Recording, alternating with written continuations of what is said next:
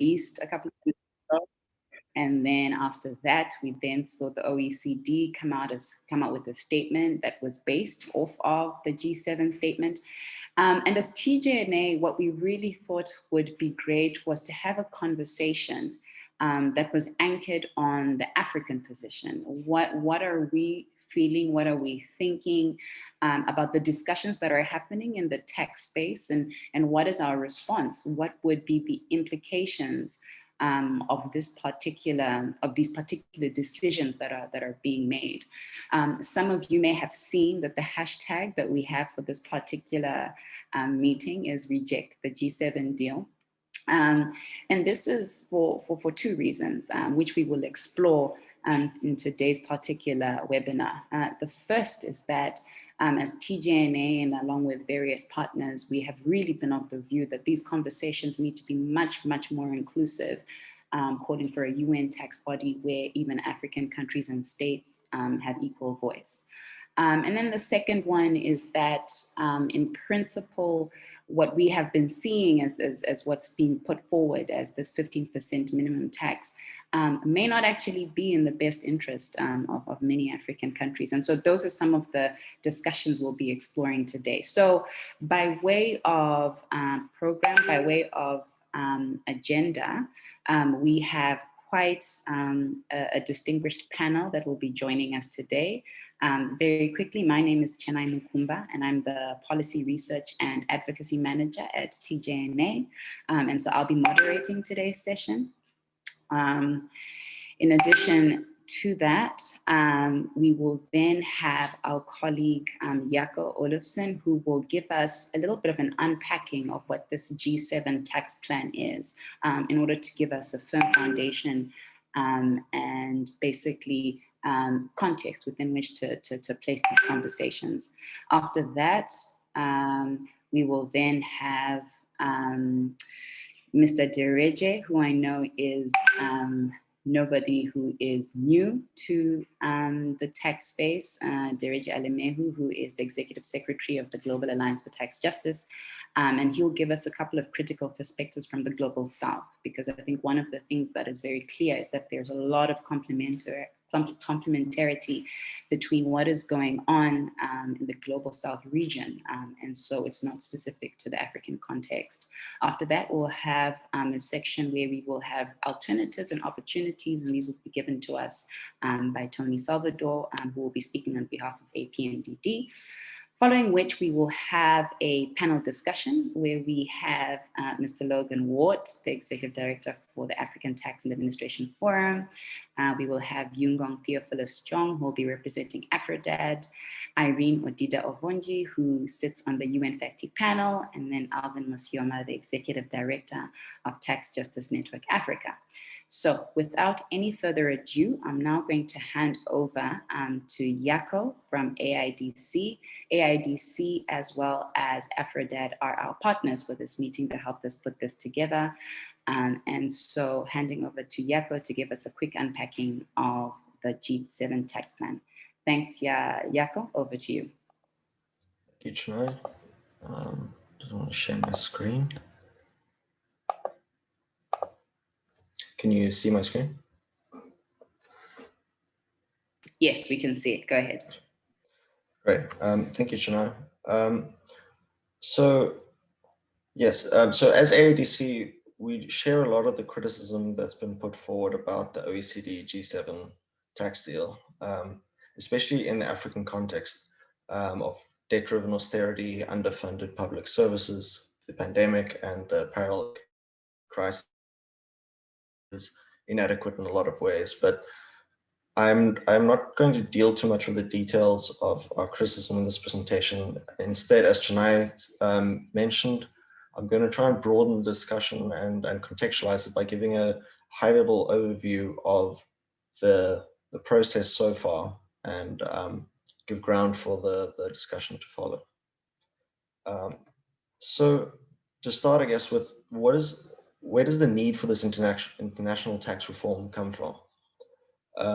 I've identified three main themes here. And the first is the rate of globalization and technology change that we've seen in the past few decades. In terms of technology, the rise of the digital economy has meant that business activities can take place automatically across the world with barely any human input. And in terms of policy, the past few decades have also seen a consistent push for countries to relax the controls on the movement of capital and to plug into a global market where they compete to attract investment, which has led to tax competition and tax havens. And then the second point is that the regulations meant to govern this economic activity have not kept up with the new reality. The international tax rules in play come from principles, many of which devised the 1920s at a time when transnational corporations were relatively immobile and derived value largely from the transfer of tangible goods and services in a way that's not necessarily the case now. And this has led to a number of tax loopholes which can be exploited. And the third point is the corporate impunity that is enjoyed today. Although nations and citizens are often still generally restricted, corporations enjoy an unparalleled level of economic freedom. And with this and with the preceding points, we've seen the rise of complex financial planning that utilizes the many loopholes in the global economic system to move corporate profits around in a way that lets these corporations avoid their obligations to pay taxes. The lack of adequate regulation means that these corporations are often unaccountable, using complex ownership chains to hide their legal and financial links. And what this gives us is massive tax losses. We see estimates of around $1 trillion lost to this kind of profit shifting annually. And for Africa, $55 billion alone is lost to transfer mispricing each year, which is one common method of profit shifting. And these losses for Africa constitute more than half of the continent's funding gap, which is the missing resources and financing required to meet the basic developmental needs. So the OECD and G7 plan itself, where does that come from? Where does that fit in? To give kind of a very quick and perhaps oversimplified history, around 2013, the need for this international tax reform was very clear following the international financial crisis and the 2013 offshore leaks, which exposed the way in which offshore companies and trusts based in tax havens are used to avoid paying taxes. So in 2013, the OECD, following this, put forward a BEPS action plan, Base Erosion Profit Shifting Action Plan, which is endorsed by the G20. This identified actions that needed to be taken to plug these loopholes in tax law and to address the taxing challenges arising from a digitalized economy. By 2015, this had developed into a package of 15 BEPS actions, each attempting to address aspects of this problem. And up until then, the process had been a largely OECD-led one, along with some G20 cooperation. But following pressure from the G20 and developing countries, the OECD developed an inclusive framework in 2016, which is essentially a platform allowing countries to review and cooperate in the process, as long as they're committed to implementing the outcomes. Now, the plan currently on the table comes from the first of these 15 OECD BEPS actions meant to address digitalization and a global minimum tax. And this has been a slow process up until now. But the USA, which has historically been a stumbling block, given the fact that many of today's kind of digital tech giants are American, has had a shift in attitude with the new Biden administration, and especially the appointment of the new Treasury Secretary, Janet Yellen. And in April, the US endorsed the two-pillar plan in Action 1. And this was met with widespread support from G7 countries who put their weight behind this at the G7 meeting last month. And then this was taken to the inclusive framework for endorsement last week, where endorsement on the plan was secured. So just two, or maybe one quick point before moving on, is that we can see that a lot of momentum has been gained very recently in this process, and it's been driven by political heavyweights, the G7, and especially the USA. And there's been a lot of contention around the details of this OECD Action 1, which this contention hasn't really been acknowledged in the recent push. And we can already see a kind of a first danger that these concerns will be ignored or overridden with the momentum that it currently has. So to move to the details of the proposal, the current proposal is made up of two pillars, Pillar 1 and Pillar 2. Pillar 1 is intended to deal with the realities of digitalization, namely that companies can source huge revenues from countries without ever having a physical presence there. It's supposed to allocate a portion of a transnational corporate group's global profit to market jurisdictions, which are these countries in which it gets revenue from these activities, such as advertising and so on.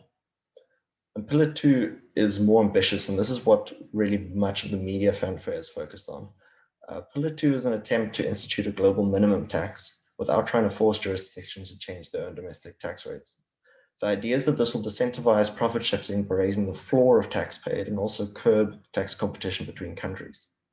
And this is the one that's attracted the most criticism, but we'll get into that later.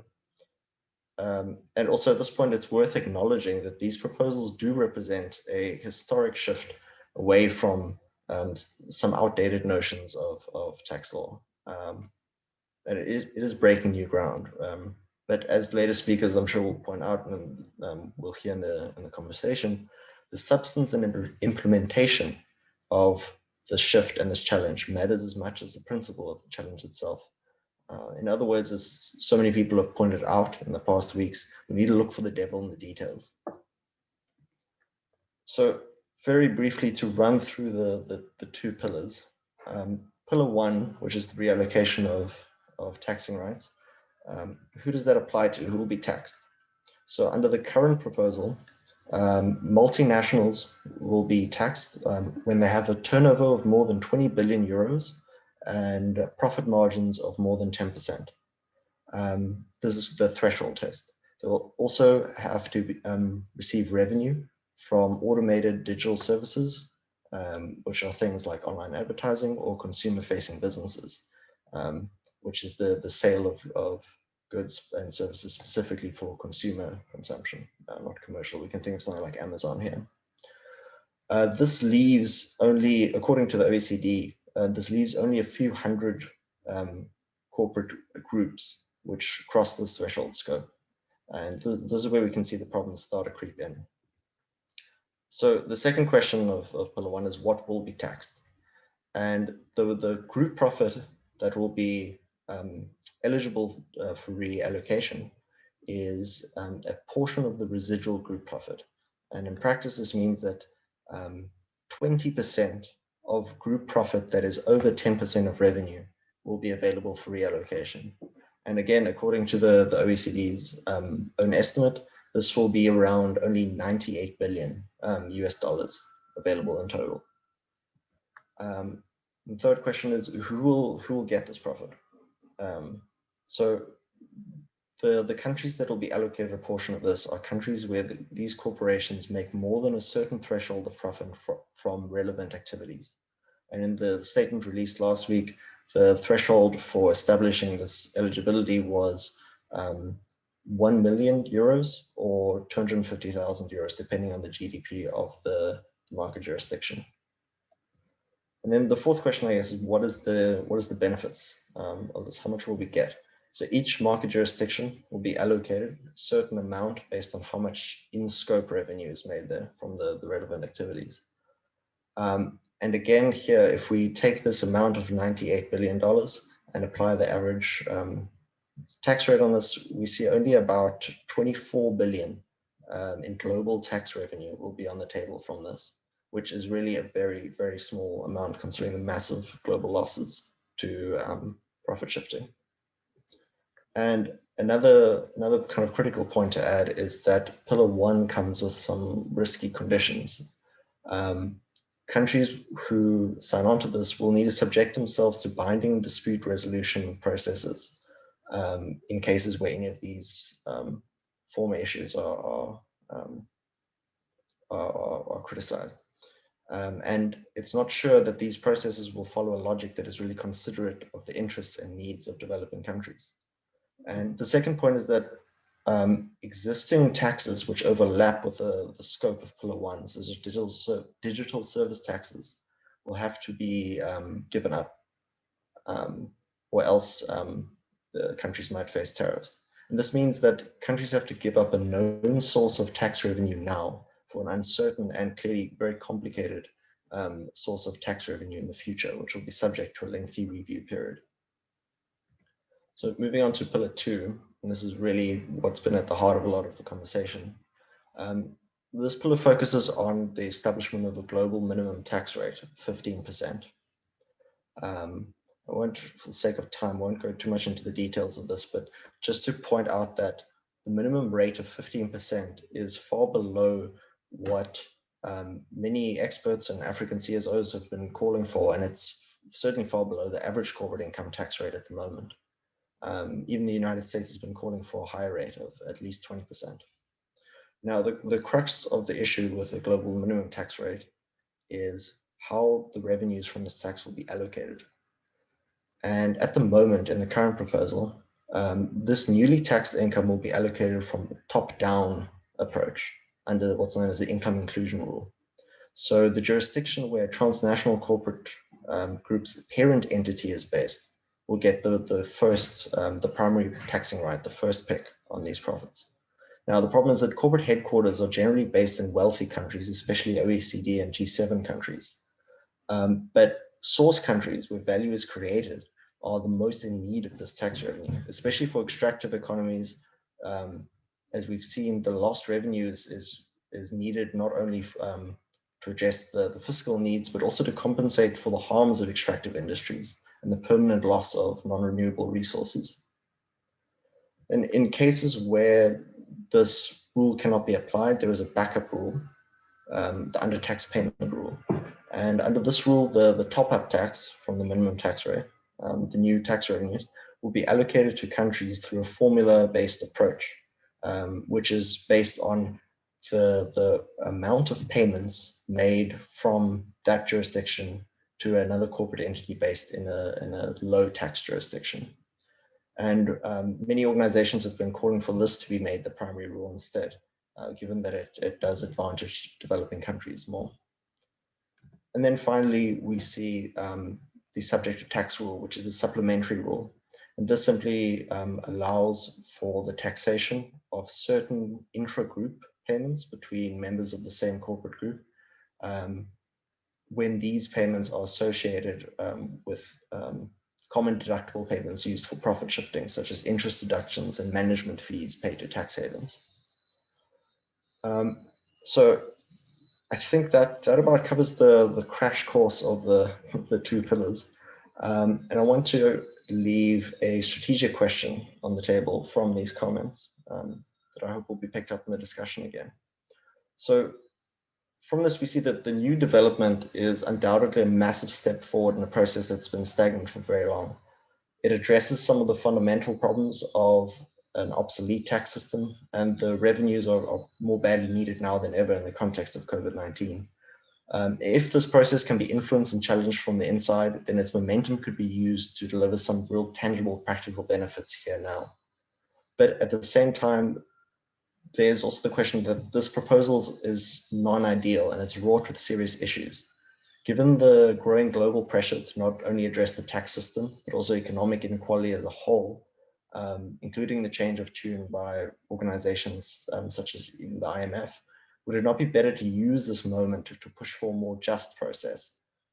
Is there not a risk that engaging in this process now under the OECD, where developing countries' interests aren't well represented, that this will leave us stuck with a subpar deal that is ultimately to the benefit of wealthy nations, while also diffusing a serious effort, the serious challenge, and a push for an alternative process?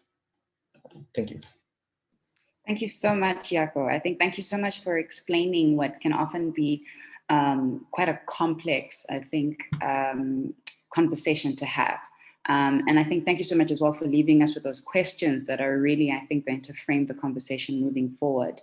I'd like now to call upon Dereje to give us a critical perspective from the Global South. So Jaco, thanks so much for sort of outlining and couching the conversation. So Dereje, if you could, I think, turn on your video and unmute your mic, we'd be really happy, I think, to hear your thoughts in terms of how this could potentially affect the Global South as a region. Over to you, Dereje. Thank you very much for the opportunity, and thank you for the presentation as well. My predecessor, I'm not versed in technical tax as my predecessor. I am a civil society activist. I look at processes from another perspective.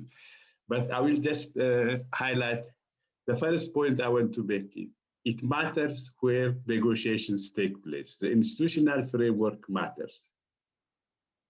In this sense, I have to go back a bit and say, if you may remember, 2015, during the Financing for Development Conference in Addis, the draft outcome document was not signed in New York. Usually the drafts are agreed and the conference are rituals just to endorse the draft. There was one paragraph in it. It says, it calls for the establishment of a UN tax body. What did the OECD countries and the US, Japan, and the rest do? They said, we will not negotiate the rest of the document until this paragraph is pulled out. Why was it important for them? Because they didn't want the issue of fixing international tax problems, setting new rules and regulations within the mandate of the United Nations. They wanted to do it in their OECD. So they blocked it. The G7 countries were put under pressure by the host country to accept this defeat and made a statement saying, we have taken out the paragraph, but we are not going to give up the struggle. So it is very important that this negotiation is taking place at the OECD and international intergovernmental processes. The host is a very manipulative secretariat. It is not a neutral secretariat. It is an OECD secretariat which is manipulating the whole process. What does this mean for us as civil society? We don't know, we cannot hold our government, our delegates accountable for the positions they take because it is done behind closed doors. And look at the hierarchy of decision making. The G7 meet as heads of state, and then they decide as a political process to do something and mandate the OECD to do this and that. And then they bring it to the G20, which is again an informal structure. But the other countries which are allegedly signing this are not politically represented. We have read a couple of times through ATAF publications that there is a huge political pressure, carrot and stick involved to make countries meet. So it is not an open process. Negotiations are taken behind closed doors. There is manipulation. This is the process.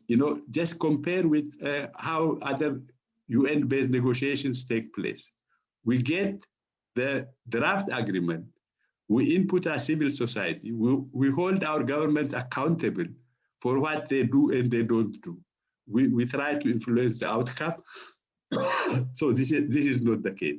And then even in the informal negotiations so far, the so-called inclusive framework has become a Bermuda Triangle where concerns, proposals of developing countries are just disappeared.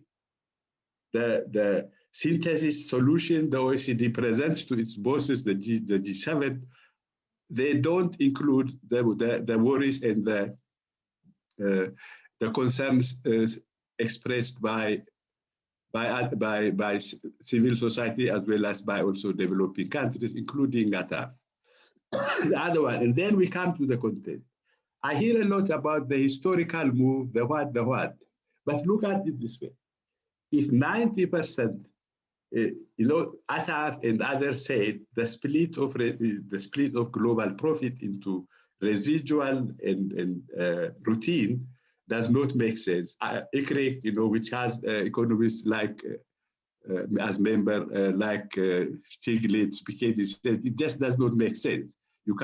So now the bulk of the practice up to now will continue by using the transfer pricing guidelines, 90%, and then you have the 10%. So am I going to praise a a reform, which is to reform 90 or 100 years old thing for allowing a small modification as regards 10% of the global profit and leaves the rest as it is. This is one issue. Take the global minimum tax thing. It is closer to what the notorious tax havens were proposing, 12.5. It is far from the 25%, which is a global average of corporate income tax, and which would have made sense to make it minimum. So what has started now? We are already seeing it in countries.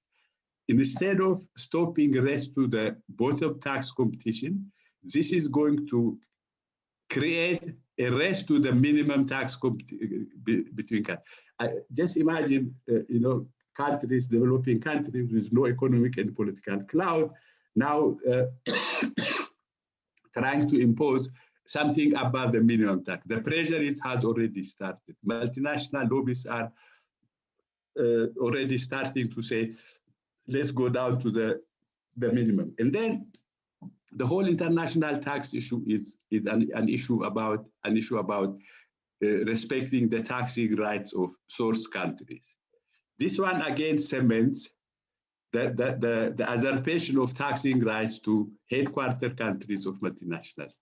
I can go on and on. And then my worst fear is, the dispute resolution thing is going to be a very serious challenge to developing countries. Actually, one of the purposes of this deal of the rich, I think, is to preempt a democratic solution and to lock countries into an agreement which will, in the long run, harm their interests. In the short run, the benefits are small, but in the long run, it will be locking them into an unjust system and perpetuate the flow of resources from the south to the north. And then there is also another important thing. Tax is a sovereign right issue. Such dispute resolution mechanisms and other small print in this agreement will make it difficult for countries to introduce tax revenue raising measures, because they can be sanctioned, they can be blackmailed, this and that. So it is undertaken in a process which is not transparent, where there is manipulation, where there is political pressure. It does not give room any for government. If you say, let the rich decide and the poor, you are going back. If you compare it with how democracy progressed, it means, those who are rich will decide, the others will just implement what the rich do. That is the system that is, I don't care if the G20 represent 3/4 of the international economy, but they should not be mandated to do rules which are binding to non-member states. The only universal institution which has the mandate to do this is the UN. So tax reform, international tax reform issues, the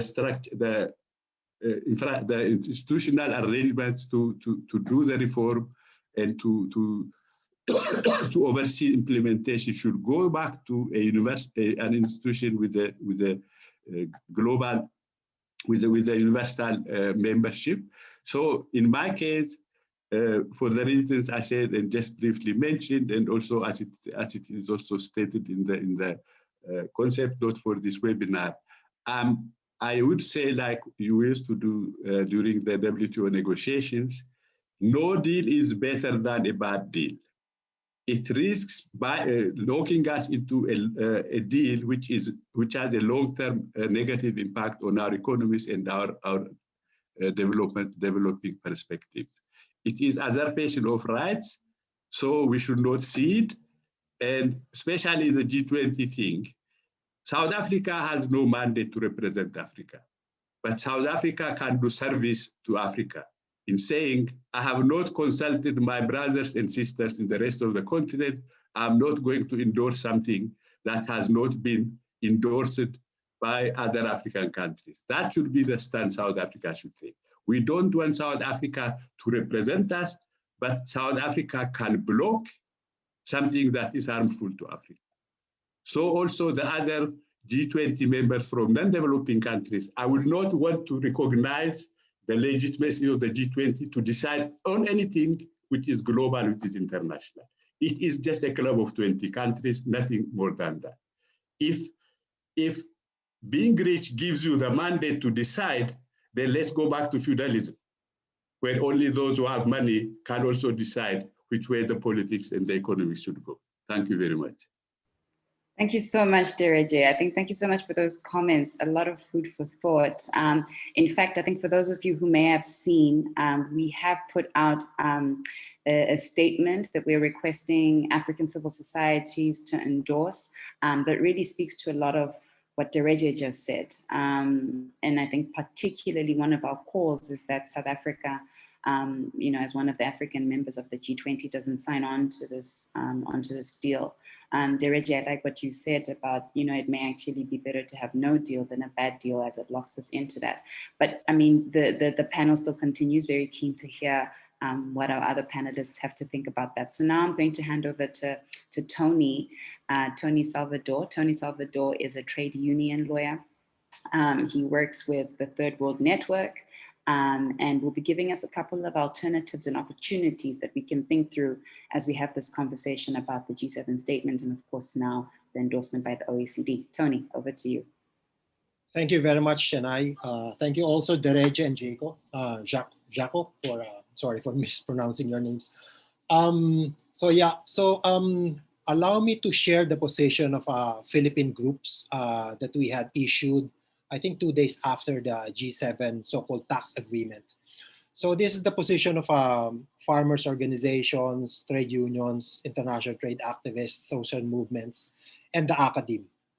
So basically, we do not share the euphoria expressed by the Western press regarding the recent tax agreement arrived at by the G7 governments, representing obviously the richest countries in the world. Sorry, a lot of what I'm going to share has already been mentioned by Jaco and Dereje too. The proposed corporate minimum tax rate of 15% would apply to the taxable income of corporations, their branches, subsidiaries, related entities organized in different jurisdictions.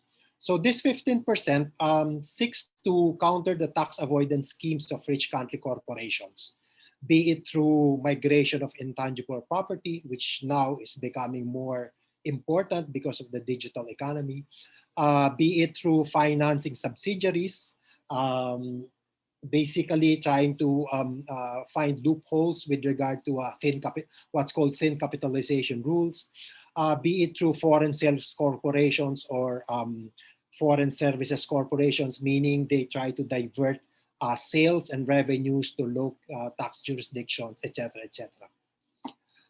This 15% minimum, while very low, potentially, and in quotes, could potentially be beneficial for working people, albeit only in rich countries, as the latter would be able to raise supposedly more revenues from their own multinational companies. Hopefully, that would redound to the benefit of their own people, but of course, that's a big if. However, the 15% corporate tax rate is not only ridiculously low, it is also utterly meaningless with respect to the billions of dollars earned by digital companies from developing and even developed countries, since these MNCs do not have or do not need any physical presence in those jurisdictions to make tons and tons of money. So, so we come now to the issue of permanent establishment. They are able to get away with the payment of corporate income tax because they will just say, well, we don't have permanent establishments in those jurisdictions. But supposedly, there's in this agreement, there's supposedly something for us with regard to the digital economy. It says that market countries would be, quote unquote, awarded taxing rights on at least 20% of the profits exceeding a 10% margin for the largest and most profitable MNCs. This is quite annoying for us here in the developing countries, because we have always been under the impression that the power of taxation, as Dereje mentioned earlier on, emanates from us, the people, and that we eventually assigned it through our constitution to our Congress or to our legislature. But now the G7 countries are telling us that the party tax is now being awarded to our country. Second, the concession will still be subject to negotiations at the OECD G20 level, another assembly of rich countries where developing countries are reduced to the role of onlookers merely. It is almost certain that this so-called concession will be given only in exchange for something else from developing countries. Third, the formula, the 10% on the 20%. If you listen to it, it looks simple, but operationally it's extremely complicated. So for example, what would be included in the revenues and the deductible expenses to arrive at the profit and the margin? And how would all these various items be allocated among the different tax jurisdictions?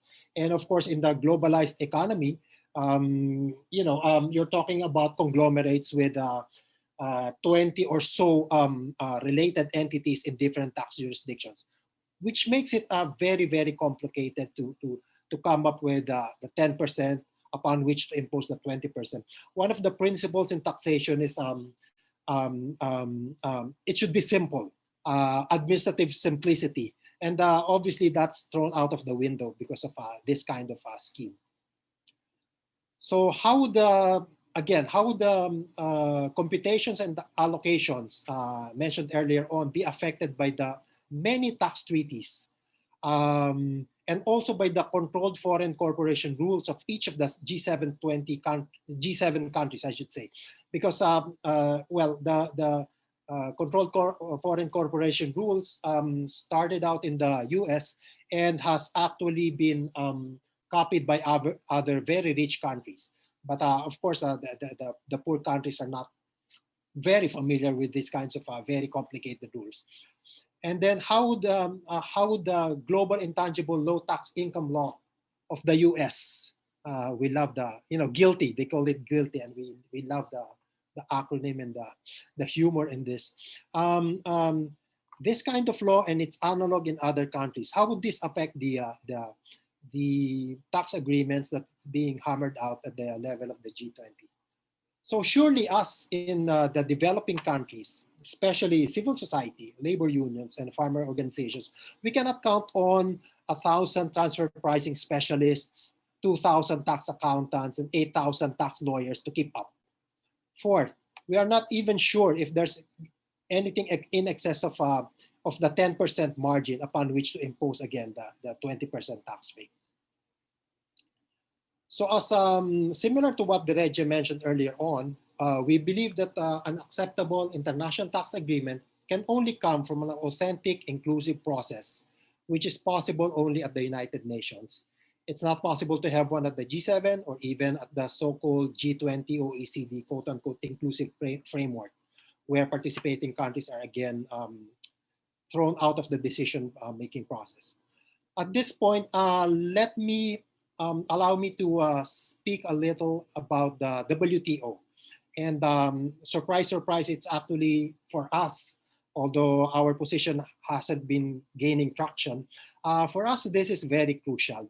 Since 1998, the WTO, every 2 years, renews its moratorium on the imposition of customs duties on e-transmissions of goods and services, or electronic transmissions of goods or services. Basically e-commerce. So there's a moratorium. So countries cannot impose tariffs on those. And obviously tariffs are a huge source of revenue. And to further add further damage, there exists a negotiating text that contains an absolute prohibition on customs duties on electronic transmission of goods and services, which would mean that an important aspect of e-commerce taxation is arrogated unto themselves by WTO partisans and snatched away from the legislators or legislatures of all other nations, thus ensuring that a holistic international discussion and negotiated outcome on e-commerce taxation would be all but impossible. Tony, you have about a minute left. Yeah. So we are saying that if we lose this battle at the level of the WTO, we can say goodbye to the e-commerce e-commerce tax rules, or say goodbye to a fair e-commerce tax rules. So given that, we therefore demand that the sovereignty of developing nations be respected and their legislatures not be at any time impeded or prevented from performing their duty to pass tax laws. Of course, we are also discouraging our countries while exercising this jurisdiction to refrain from giving tax holidays. We demand discussions on a new and comprehensive international tax legal framework on taxation that should be undertaken at the level of the United Nations alone. Decisions on customs duties on electronic transmission of digital goods and services should be removed from the WTO and incorporated into the proposed comprehensive negotiations on taxation only at the level of the United Nations. At the national level, we ask the Philippine ambassador to the WTO to state that the Philippines opposes any renewal of the multilateral moratorium on customs duties on e-commerce. We want them to oppose any text on the plurilateral e-commerce negotiations that would ban the imposition of customs duties on e-commerce. And finally, we want to remove any provision that would prohibit source countries from demanding from digital companies that their business in a taxing jurisdiction be conducted only from within. I will share our statement. So thank you very much for allowing us to share our thoughts on this. Thanks so much, Tony. Absolutely. If you could share your statement to all those who are listening in, we'll be sure to share all the documentation that's being used for today's webinar.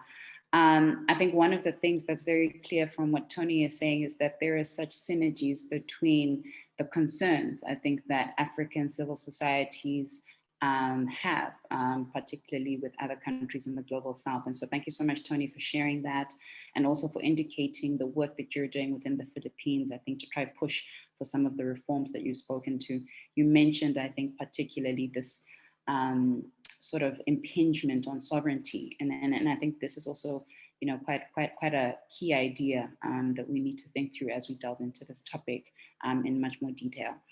As we now go into the panelist section, that first section was really just to kind of give us a bit of a background. I'm now going to ask Mr. Logan Wart, who is from the African Tax Administration Forum. ATAF has put out a number of statements, I think, in response to both the G7 deal and then much more recently, the OECD statement that came out.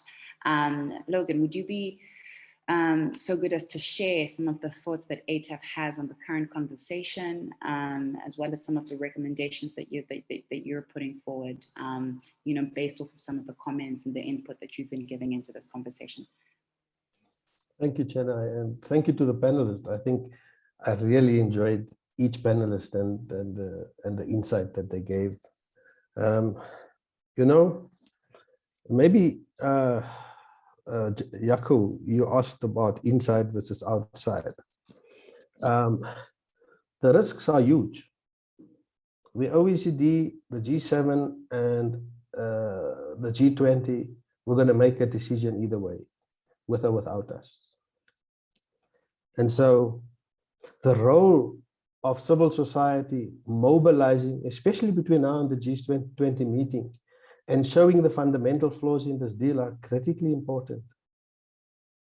And then there's the issue that others are faced with, that in the end, these things are decided on people with mandates. And so African leaders have signed up to this.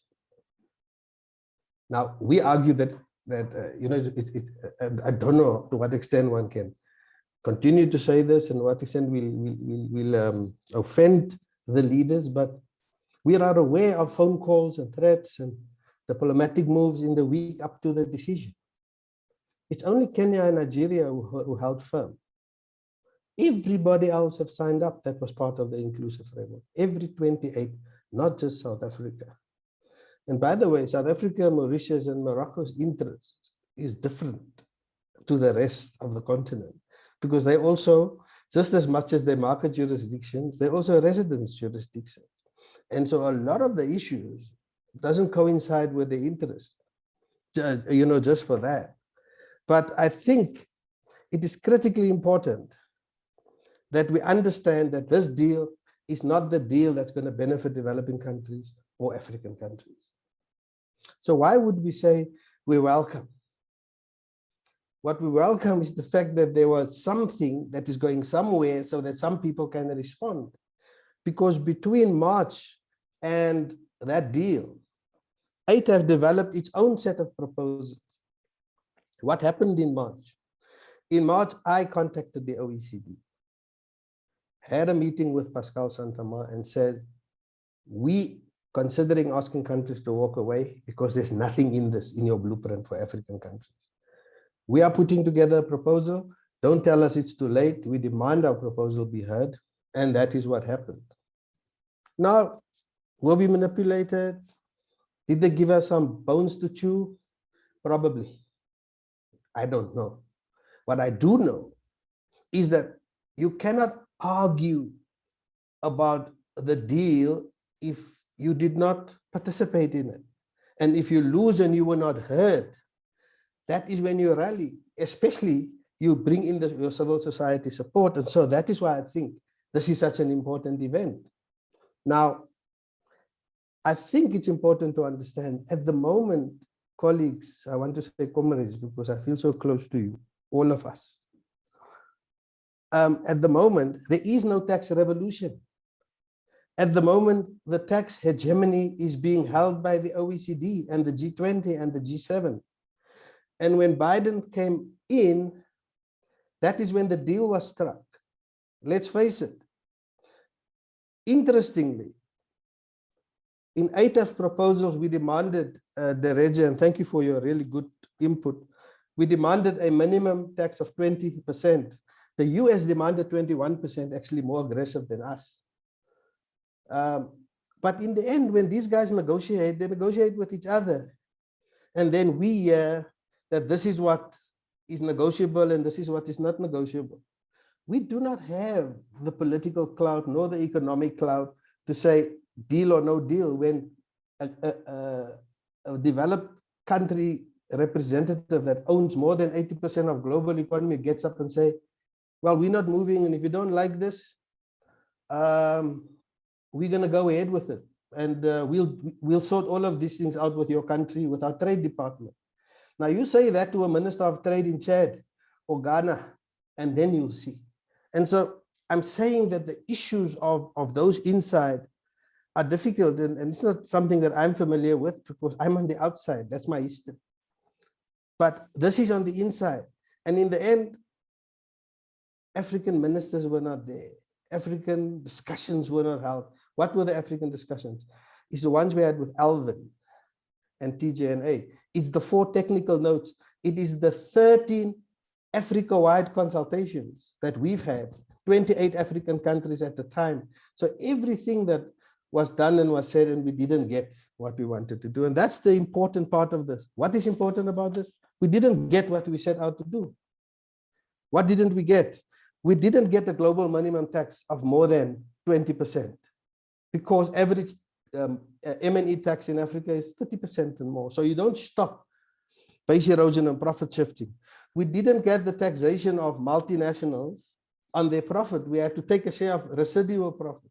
In fact, what we did get was significant shifts, and I don't want to take too much time, but the things we got were things that was never going to be received. But it is not enough because, as all of you say, the devil is in the detail. We got those thresholds down. We got the nexus threshold down to 250,000 from 20 million for small countries. Now, what does all this mean? Is this crumbs off the table? You can probably say that. But what it will mean next year is a massive boost for revenue while we are fighting the deal. There isn't a tax revolution where we're going to overthrow anybody that's in charge of tax. And so what do we do in the meantime when there's hunger and health and other needs? We must negotiate and take. And then we must have an alliance with the global south and deal with the fact that the UN is not strong enough, that the world tax body is what must answer them, but that vested interest is doing that. But a big element of all that is quiet in all of this, I'm not so sure about the Philippines, Tony, but all that is quiet in all of this are the heads of state, the finance ministries of developing countries. And they enjoy getting invited to G20 meetings and hobnobbing with everybody and then sign. But everybody who has signed up to the Global Forum on Exchange of Information, to the Inclusive Framework, and to this, if you want to do research, try and find out a link between that and a phone call or a visit from a developing country head or senior official. I'm not saying our leaders can't do this. Civil society is right. We must push this. But a lot of the weakness in the deal that we got was, one, developing country uniting and protecting the interest. Africa was the only continent that fought together. Everybody else fought as countries because we got the AU involved. And I'll conclude. There are a number of risks here. If developing countries don't unite, the detail, I think Yaku said and Dereja said, the details will change. And so the UN must take a stand on how to do this. And Madame Ngozi Nkonjo-Iweala, who's now head of WTO, Tony, must help us because we've been fighting to get that e-commerce ban abolished. So in conclusion, I agree with you. This is not the best deal. There are inside and outside battles. We must unite and use the levers from where we have the strategic initiative. And in that way, we must make sure that the devil that's in the detail is being acted upon. Let's not just stand outside. Let's help each other and actually bring technical people to help give detail to countries to say this. Then we can talk. I thank you. Logan, thank you so much for those comments. I think, first of all, the passion with which you speak, incredible. And I think it speaks to not only how strongly you feel about the way in which African countries have not been fairly represented in this current conversation, but also how we need to increasingly rally together for us to have a say in the discussions that are happening happening at the same time. I'd now like to move on to our next distinguished panel, Ms. Irene Odida Ovunji. She was a member of the UN FACTI panel.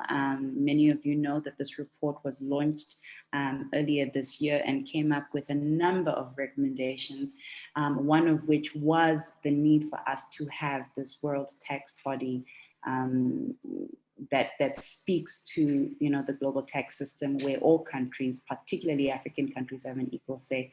So Irene, I'm going to hand over to you. Thank you so much for joining us. I know it's super early where you are, so thank you for waking up early as well. But just over to you to share some of your thoughts with regards to the current conversation. Thanks, Chinai, and hi everybody. Hi Logan. This it's a good conversation, I think, because we're moving beyond, we're discussing really from our hearts, what we're really thinking and what we're really feeling about this. And I think this is the kind of conversation we need to have regularly. Consultation, kind of just getting a feel for where everybody is. And I think the other really important thing about it is having a third world network. So to have a discussion, beginning or continuing across the global south. So it's not just Africa, but we're talking to Asia, we're talking to Latin America. That is really important. And also another bit around the coalitions is finding allies beyond developing regions.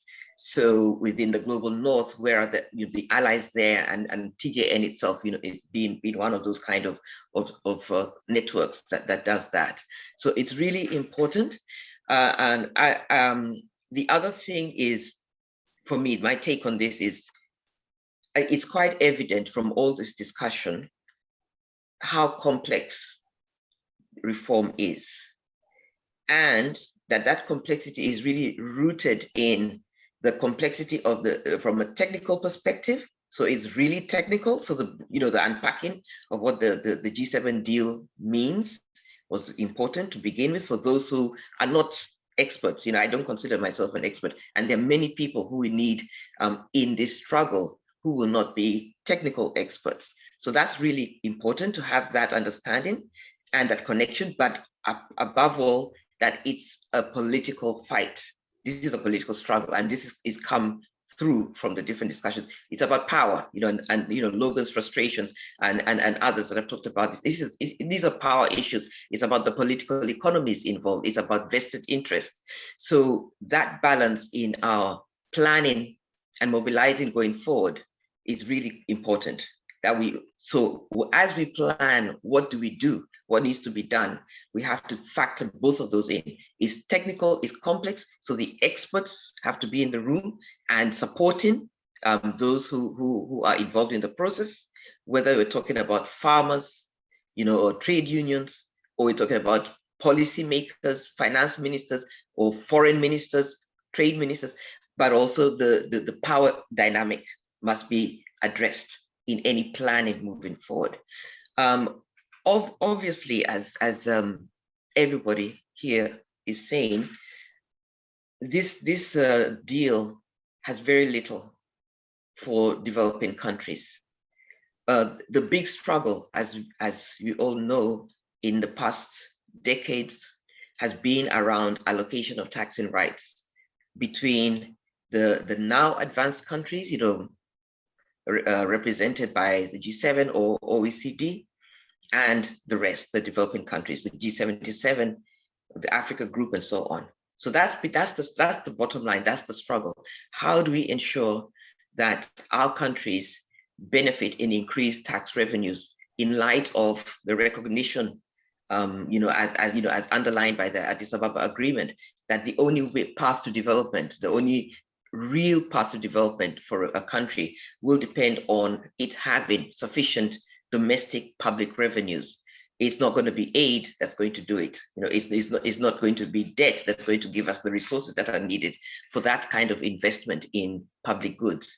And in this time, with COVID, with this pandemic, it's just kind of illustrated again why it's that important for governments to have that sort of source. We can see the differences in response, in the COVID response, from what the now rich countries, and I keep saying now rich, because historically that's not set in stone, and the rest, what kind of options are available and are not available when you don't have that sort of buffer in your treasury. So fundamentally, that's what it is. And the other thing, just to remind us, because as we think about the power issue and the power dynamic, just to keep reminding us that despite the narrative out there about the little contribution or share of Africa to the global economy or of developing countries, if we're looking in terms of resources, objectively resources that we have, whether we talk about the natural resources or the human resources, the picture is very different. So we're looking at an Africa where we have 30% of the world's oil and minerals are in our continent. And if one looked at Asia or Latin America, you see again the same kind of wealth. The human, the natural resource wealth endowment is huge. So there's something completely wrong with what's happening, and we all know it's really around those relationships that are extractive between our former colonies and the former colonial masters. So that's extractive relationship. That's the issue. And this deal to me is another nail in our dreams of trying to extract ourselves from that extractive relationship. So moving forward, therefore, I think we have to have much more around the narrative that reminds those who are seeking progressive reform of what is wrong with the current situation. That we are not poor. It is this relationship which is impoverishing. So there is something to fight for, and there is some power that we have to fight for. And so let us change from believing that we have nothing and we bring nothing to the table. There is plenty that we bring to the table. This is why foreign direct investment is a thing. if there was nothing in our countries, they wouldn't be coming there. So getting that shift in perspective, I think is really important. And how do we get that? Logan's talked about the frustration that our leaders, our policymakers who are at the table do not necessarily share that understanding. I think a lot more needs to happen around creating the shift. Over the past 30, 40 years of neoliberal advancement, we've had a shift in our political leadership and also technocrats from understanding the situation to a new worldview that is actually inimical to negotiating with the rest of the world. A lot more has to happen around that. And this is one of the things I had a discussion with when I joined ICRIT around, yes, it's important for the tax justice community, for the institutions involved in it on the civil society side to engage with the OECD and to challenge, so the kind of work that you're doing at ATAF, but it's also important to have continuous engagement with the developing countries' structures, as ATAF is now is doing with the AU. That kind of thing has to be replicated so that the structures that mobilize and coordinate developing countries, whether it's the AU or other similar regional bodies in Asia and in Latin America, that engagement with them is equally important and it needs to be as consistent as the engagement with OECD on these tax issues to build that capacity and that coherence of positions of the G7 country members. So G7 itself as a collective that brings together our regions is another that we need to have that constant engagement with. And it's one of the things I've been trying to push about the whole of last year as the FACTI process was going on. We have to do that, and we can't simply say decisions are happening at the OECD, that's where we're going to put attention. We have to focus on how does the other side that comes to the table, to the OECD, how is their capacity, how is their coherence, how do we do that, how do we build that? So connecting to Addis Ababa, connecting to the G7 or AU in Paris, in Geneva, in New York, really critical, so that they are able to come to the table and negotiate in an as organized fashion as the other side. Related to that, and this point has been made by a number of people here as well, that we know that Dereje talked about the constant pressure on countries to sign up, and that's apparently we'd see it's only Kenya and Nigeria that have held out, but the pressure is real, and the calls that happen right at the levels of heads of state. I recall as a parliamentarian in the East African Parliament, similar kind of things happening within the WTO processes that we were engaging as parliamentarians, as legislators, to support executives engaging in the negotiations. This was between 2002, 1 and up to 2006, that time. So with the Cancun and Hong Kong ministerials, the constant pressure on heads of state, on ministers, and on ambassadors from the global south, continuous. I recall even during the FACTI process, the same kind of pressure, that was applied and still is applied even now to the Secretariat, and this is within UN, to ensure that they do not advance a balanced position. So that is constant.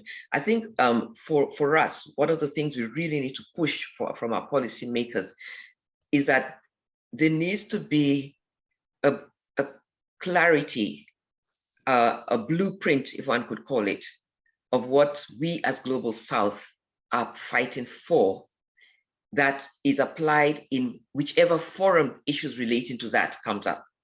So we know that through tax, through trade, through diplomacy, through lending, certain conditions are pushed on our countries. So there needs to be discussion internally. And I think civil society can help contribute to developing those positions.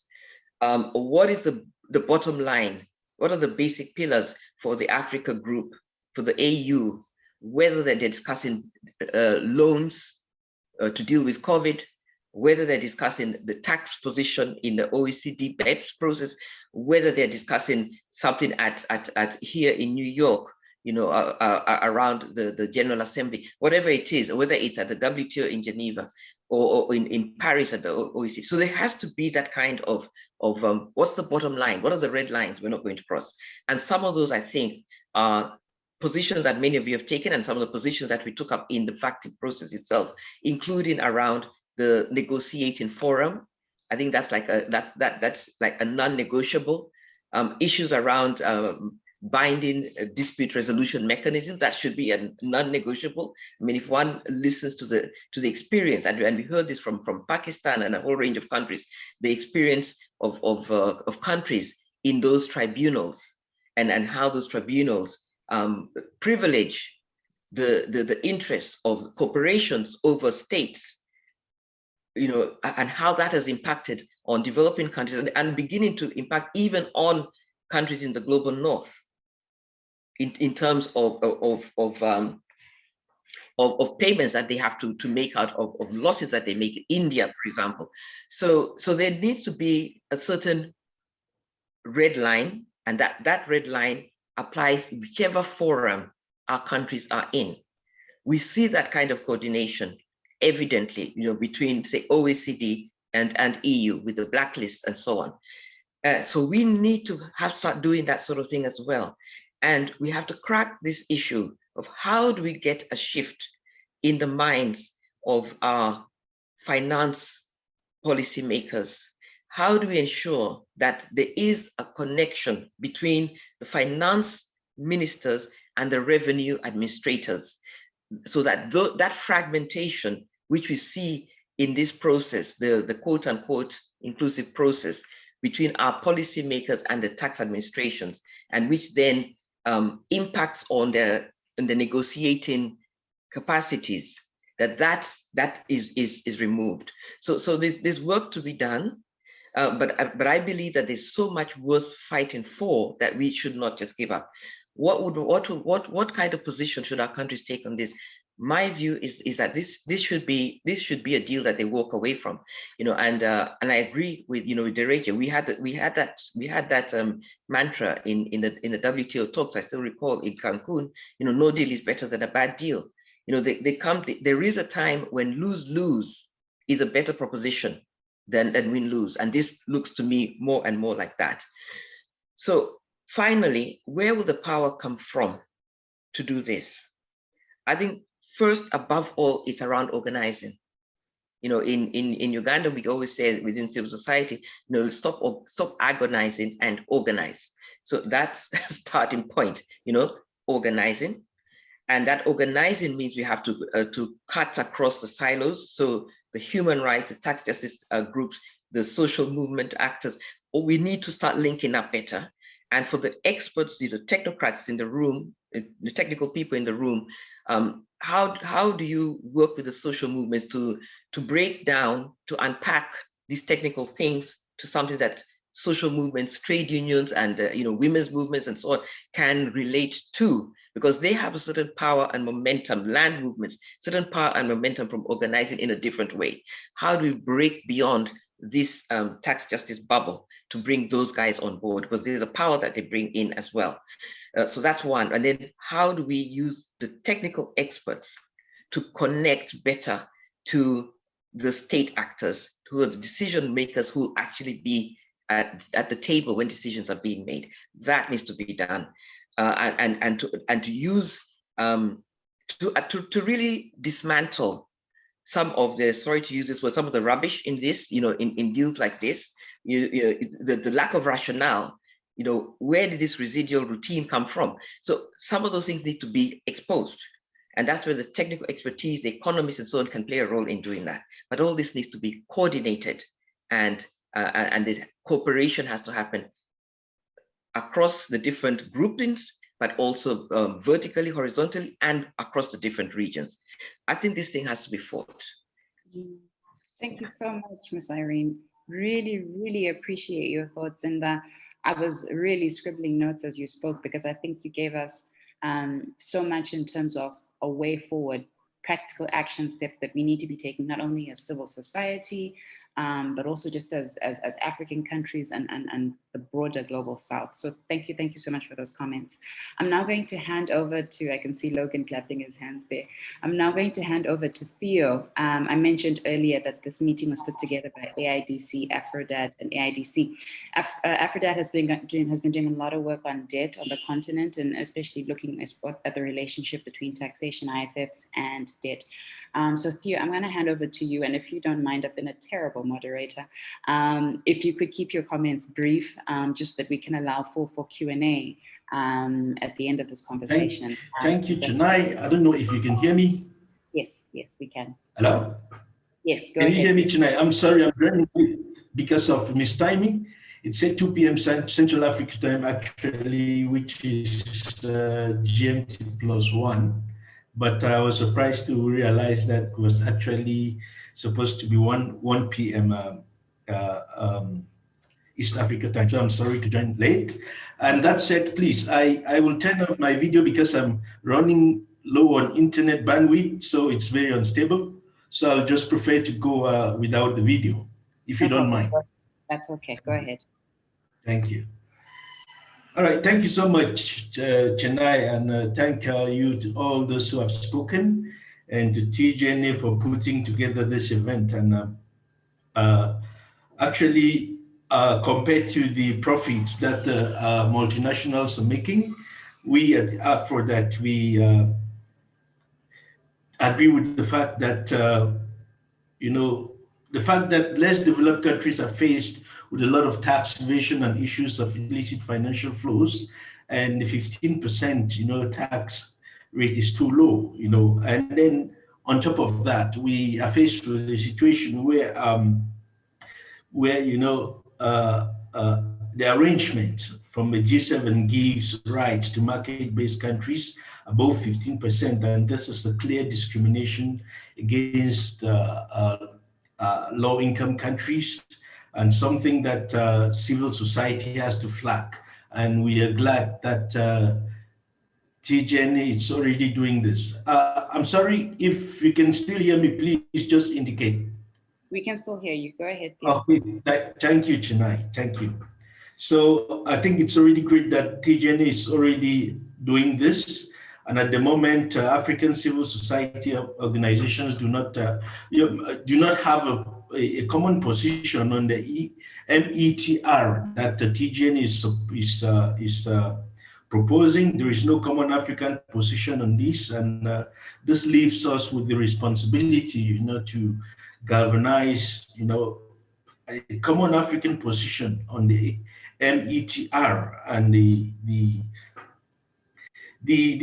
current letter that you issued, already, points towards this direction. It's already a step towards that direction, but we must admit that there is more to be done. At the level of AFRODAD, we endorse your position on the TJNA position on METR, though also being very, very fully cognizant of the fact that the expected potential benefits or revenue that will be generated from this will still not be enough, to cover current debt servicing commitments of African countries and to finance their development plans. And the current tax arrangement keeps pointing us to one direction, towards pushing us towards, relying on debt. It's pushing us towards debt profiteering mechanisms that we African countries have been experiencing for a very, very, very long time now. After coming out of HIPIC, we are back into pre-HIPIC situation, and you mean taking the tax rights, so African governments' ability to tax, this taking it away from them, will always perpetuate a situation where countries will always tend to depend on borrowing and on debts, to finance their development plans. Which we are not saying that is a bad issue, but then I think African countries do not have to limit the opportunities. the development financing windows to debt alone. And then the question now is the undemocratic process, through which the decision on the minimum tax was taken, is clear proof that Africa's interest is always at the sidelines. It's always, no one really cares about African interest, or African interest is only looked after where there is a benefit. And for us to move out of this situation and for us to be in a position where we have Africa's interest on the mainstream, I think the African civil society have a very, very big responsibility to play in this respect. It's a wake-up call for countries not to also sell the tax rights and for and their potential to make sovereign decisions on issues of taxation and of mobilizing resources, for development. Or it is their responsibility to make sure that they take full charge of what is required within their sovereign jurisdictions to mobilize resources, through tax, because I think that's the most reliable instrument in the hands of African countries, that they must not give that out, they must not give that up, because they are not very much in control of how development financing through debt works. And if African countries end up giving up or giving out this right, then I'll say that African countries would have put themselves in a very downhill position that will end up in a very disastrous way. And then one thing is about African countries in situations like this, where African countries should not be rule takers. We at AFRODAD have been talking about African countries playing the position of rule makers as well. And the current predicament, demands action to reverse a situation where African countries from the past and for a long time have been in a position where they are always in the receiving end of things. And how African countries can put themselves out there as equal partners is a responsibility that African civil society has to take, and then African governments have to play their role as well. So civil society, like I said, have a critical role to play. And where does this begin? This is a very important question for us to consider. Where does this start? I think the most important problem African countries have faced is the fact that we are ideologically weak. These issues of other countries having, having the power to sit and make decisions that affect African countries in the absence of African leaders and the African people. It's taking advantage of the fact that African countries have been ideologically weak for a very, very long time. And it is time for us to, as civil society and as African people, to have a common African ideology. It might not be common, but then we need to be ideologically sound, even if we don't agree. Even if we don't agree on how this has to work, but we need to be ideologically sound. Because once you're not ideologically sound, there is always room for people to take advantage, of situations like the current one we are discussing. Yeah. And then, Theo. Sorry, Theo, because we're running out of time a little bit. So I'm hoping perhaps as we go through the Q&A, you'll be able to add some of the comments that you had at the end. Okay, thank you. Okay, great. But I think the point around needing to raise enough revenue to ensure that we don't find ourselves in this current debt situation, which is worse than the pre-HIPC, I think is very clear. I'm now going to go very quickly to Mr. Alvin Masioma. Alvin, I'm going to ask you to give a couple of comments. I'll be really strict just because you're my boss, 5 minutes.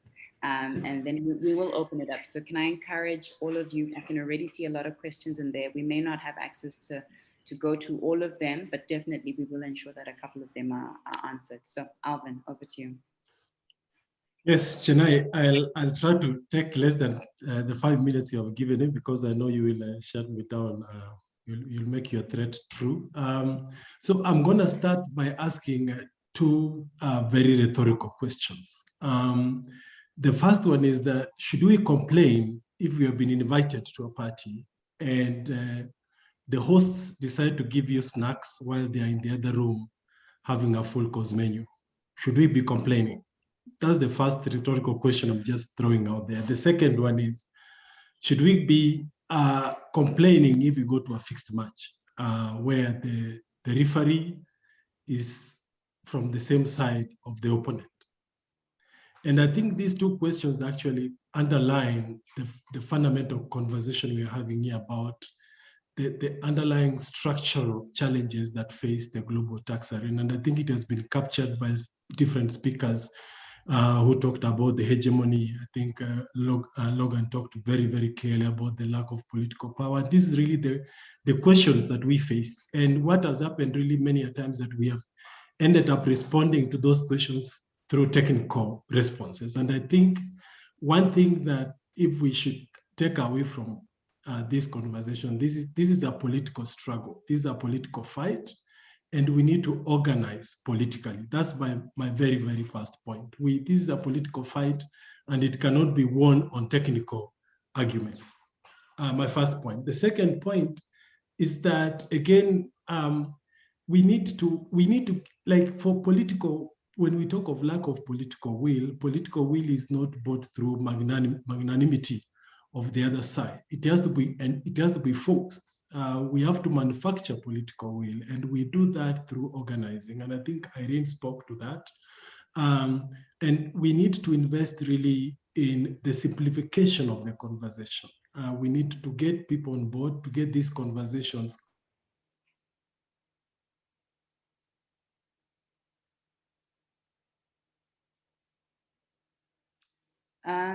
Is it just me, or can Alvin have frozen? Yeah, yes, frozen. It's not just you. Okay. Maybe like switch off his camera. Okay, so Alvin, you'd frozen for about, I think about 10, 15 seconds. So I would propose perhaps, yeah, go ahead. So I was talking about the need for simplification of the messaging, that the message that we are passing. We need to make sure that we are not just in the effort of conducting this as a political exercise. We need to make sure that the messaging we are putting across simplified messages that really boil down what is the quintessence of this issue. And the quintessence here is that, yes, we're going to seal some loopholes in the global tax arena, but the people that will be walking laughing to the bank are not African countries, they are not poor countries, it's the rich countries. They have, and it's no surprise that they will design solutions that work for them. That, I think, messaging in those kind of ways is going to be critical. The fourth point that I would like to make, Chennai, is that, I mean, many people, of course, we have had this conversation, Logan and others, Irene and others, 6, 7 years, speaking about Switch your camera off. to delegitimizing. Yes. Alvin, sorry, would you mind turning off your camera? Okay, I'll turn on my camera. Thank you. I think we need to delegitimize the OECD and the OECD's power to make global rules. And I think Dereje spoke that very, very strongly. That legitimization is...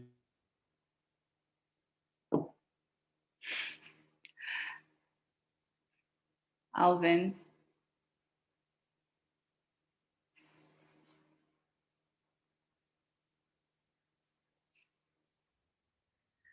Okay. It seems we've lost Alvin, but I think that's not a problem. What I'll also just ask him to do when he comes back on is also just give, I think, some remarks right at the end to sort of close up the meeting. So we have 10 minutes now, because the meeting was supposed to go for 1:35, where we have an opportunity to ask some questions. I will try and refrain from asking questions that already have answers. but I think at a minimum, I can at least try and get, I think, one answer, one question to each of our distinguished panelists. So there's a question here from Daniel. And the question is, what does the global minimum tax rate of 15% mean for developing countries with export processing zones or special economic zones with huge incentives for corporations? And I know this is something that's quite prevalent in a number of African countries. Jaco, if you don't mind, I'm going to throw that to you. And then there's a question here from Lenmore that says, what guarantee do we have that a better deal will come from, say, a UN tax body, considering that the UN has its own politics? Irene, I hope you don't mind. I'm going to throw that question to yourself. And then Crystal has a really interesting question here. And Logan, I don't know if you can speak to it, but I think we saw with the OECD that the only two African countries that didn't sign on were Kenya and Nigeria. And Crystal here says, I'm used to Kenya selling us out. Not my words, Crystal's words. And I think a lot of people would like to know sort of, you know, what were some of the dynamics within that conversation that had, for example, Kenya and Nigeria not signing on? How have your engagements been with those countries? So I think those three questions first, and then we'll see if we can go back. So Jaco, are you able to answer the first one? Sure. I'm not a disclaimer, I'm not a technical tax expert myself, but I can take a stab at it. Daniel, I think, so in cases where special economic zones provide these massive tax incentives, in cases where that brings the effective tax rate down below that 15%, then the Pillar 2 proposal will kick in. Mm-hmm. And as it's currently put, then that difference, that newly tax revenue, that will then go to the headquarters jurisdiction of the relevant corporation. Yeah, Can absolutely. I add to that? Yes, please, go ahead, Logan. Thank you so much. The important aspect of this, and I hope Alvin can hear, the important aspect of this is some research that TJNA did that says the total loss to African economies through tax incentives is 3.5% or 3.7% of GDP. Now, what does this mean? So we can argue about 20%, 15%, 30%, but what does it mean? It means that those unwarranted, unsubstantiated, and often secret incentives is not going to help anyone. Because if you in Chad or South Africa or Kenya or anywhere, if you choose not to impose that, this rule says somebody must impose it. So you're basically just giving away your 15% to someone else. And so if you've got friends in the mining industry and they normally used to oil your palm, what, it's going to be difficult now because you're going to have to explain what happened to the 15% minimum. And so that is the one positive out of this. The negative, of course, out of this is that the export processing zones are often domestic businesses. And just like the developed world, especially the UK and Ireland and others, they give their small and medium enterprises economic boosts. But you don't see the EU putting sanctions on them. Last year, the EU sanctioned 13 African countries for these zones. So the domestic businesses in Africa is going to suffer if they get any form of tax incentive. And so part of what we need to do now in Africa or in developing countries in general is to try and come up with a different package that don't violate this for domestic businesses. Because let's face it, I'm sorry I'm long, but let's face it, globalization of the economy is crowding out domestic businesses. Yeah. And governments have a responsibility to protect them. And so if that 15% is reducing government's ability to protect them, then we must get together and look at other forms of support.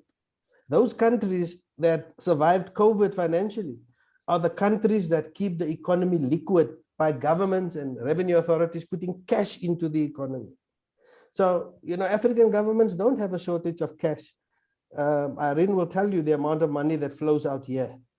And so I think all of us know. And so I think there is a solution to that. But the bottom line is that on the big incentives that we lose on multinationals, your choice is tax them or somebody else is going to take it, but somebody is taking it. Yeah. And the other one is with the domestic businesses. Thank you. Yeah, absolutely. I think that was one of the issues we saw when we were looking at the income inclusion rule, right? That if you don't have it, you know, it goes to headquarters and ultimately developing countries lose. But I think, Logan, whilst we still have you, that question from Crystal, just around some of the dynamics that happened with Nigeria and Kenya not signing or not endorsing the OECD statement. Do you have any insight into that? I somehow get the impression you are both Kenyan and you're trying to get me into trouble. I'm not Kenyan. Okay, all right. But I'll give you the answer I gave to Crystal because it doesn't look like that you saw the answer.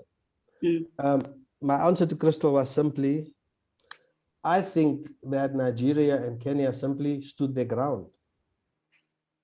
And they had all of the countries, even countries in Europe, in Latin America, in Asia, everybody has reservations. It's only the G20 countries that has no reservations, people. So everybody feels that they did not get the optimum. But let's come to your question.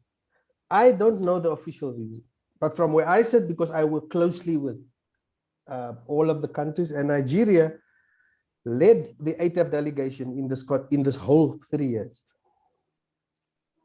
And Kenya, either themselves through the Revenue Authority, but the ATF international expert that led the ATF work on this, Munanda, is Kenyan.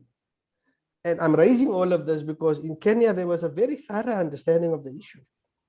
And so my feeling is that Nigeria and Kenya stood their ground. There are certain fundamental things here that I think that Nigeria and Kenya probably, this is not official, probably decided not to budge on, and that is mandatory binding arbitration. We got thrown a bone to say mandatory binding arbitration is now only for countries in scope, for companies in scope. So it's not the transfer pricing stuff, Tereja, it's not all of them anymore. We managed to get that out. But all the countries are then in the digital, right? So we managed to narrow that. But it also means that if you're not a small economy, and Kenya isn't, and Nigeria isn't, then you will be subject to binding arbitration. And as Africa, we've rejected this as a deal breaker. Of course, we didn't have power to walk out and so on and so forth. But that conversation must continue, and our leaders must take that conversation to the G20. The other thing that I think Kenya stood firm on is digital services tax. And there's a very specific threat. Hey, I must choose my words. There's a very specific, let me say threat hanging over all of this. And that is that if you introduce digital services tax, we are going to apply trade sanctions to you. I'm not going to mention the name. I will leave that to your imagination. Because since the change of government, the aggression has been severe. And so I think just like Kenya, just like other countries, Kenya and Nigeria may have had diplomatic attempts to talk to them and they decided to stand their ground. That's all I can say. It's my own speculation. Mr. Mbiti Mburu is a man of great principle. I don't know if he has the support and if Nigeria and Kenya will hold out because they're kind of isolated at the moment. And we need people to support them. And for those who signed up, we also need people to support them, not to condemn them, because in the technical stuff, we must get the deal. And we're not going to get the perfect deal. But anyway, that's my answer, Shana. Yeah, no, thanks so much, Logan. Thank you for that. Irene, over to you. I think there's a big question around, we're all saying, the panacea to all of this would be the UN tax body, but the UN has its own politics. What are your thoughts around that? Yeah, definitely, and I think this kind of also builds on what Logan just mentioned. Just quick thing on that first question. I think it's really important for countries to do a cost-benefit analysis of the proposal of the deal. In revenue terms, what does it actually mean? And I think TJN might have something on that already, but if you can direct, government representatives to look at that. So they look at what does it actually mean for your country? This is what you're going to gain, this is what you're going to lose in terms of revenues and also in terms of your future policy space. So the issues, for example, around arbitration or around DSTs. Will you be able to have tax policy, have any control over tax policy in the future? And what are you signing away? So about the UN, and we had this debate as well within the FACTI. One of the views that was presented to us was just around, the UN does not have capacity. It doesn't have the technical capacity. It doesn't have the wherewithal, to coordinate anything around tax rules. The OECD is much more efficient, that sort of thing. And so we had to engage with that. I think ultimately the issue is that the UN is a space where all countries are members on an equal basis. That's the bottom line. And there is a report that South Center did last year. I was part of that, which was analyzing the OECD process and the imbalances or the asymmetry within it in terms of access and leadership and decision making for countries, for other members who are non-OECD. So whether it's called inclusive framework or not doesn't matter. The issue is in terms of the leadership, who heads the committees or the working groups, who sets the agenda, what gets onto the agenda, what are the rules around how decisions are made. And here in the discussion today, we've had this elaboration about how, I think it was Dereji or somebody else who talked about the hierarchy. So you have a G7, where does that fit within the OECD structures? You have G20. So this in the feminist movement, we call it forum shopping. So this constant shifting from one forum to another. Who has control over that? Lastly, recalling from my WTO experience within that WTO processes, some 20 years ago, there was that same kind of challenge around the control of information about the process itself, at the ministerials, what was going to be discussed, when it was going to be discussed, who would be put in charge of what aspect of the WTO negotiations. So this is the kind of challenge we have with OECD. With the UN, yes, it may have its challenges, but the starting point is the rules of decision making are clear. The access is equal. Yes, there will be fights and there will be pressures within that space, but the forum itself has rules and those rules say that all countries who are members are there on an equal basis. So within the General Assembly, within the second committee where some of these things would start, you have all countries have access to that. And lastly, that countries already are organized or can organize. Like, so you have the Africa group within that space in New York. You have the G77 already organized. In OECD, I know there's the G24, but we also have a number of other countries that are not part of that.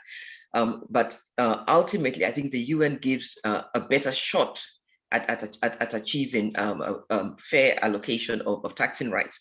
And let's not forget that at the end of the day, what we're really talking about here is not just around taxing rights, but the right to development and the right of countries to choose their own development path. So the whole principle on which the UN is premised is very different from that of the OECD around that. So it would definitely be a better space. We still would have to be organized in it to deal with those dynamics that come from the different, from the political economy and the interest around this issue. But it would certainly be a better shot than trying to use a forum where we are really there on sufferance. Thank you so much, Irene. I think that makes a lot of sense. Yeah, I think creating a space where it, at the very minimum, have an equal playing field, I think makes the big difference. So I'm gonna ask, I think just for an extra 2-3 minutes as we wrap up, because we've just come to what was supposed to be the end of our time. Theo, do you have any sort of final comments that you want to add before you wrap up? Thank you, Chennai. I just want to very quickly mention something that Alvin was saying before he went off. He said breaking down, this message is, in easy to understand ways, which is very, very, very important.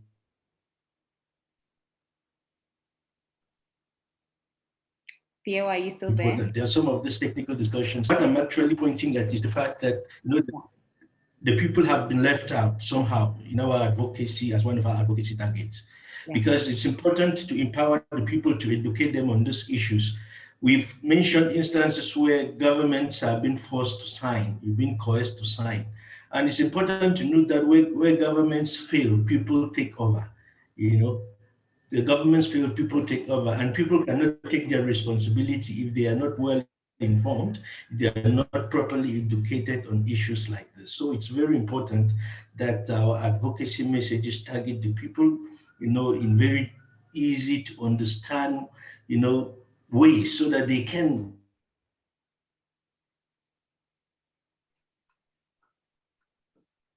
you know, go under the skin of this issue when it's due. Yeah.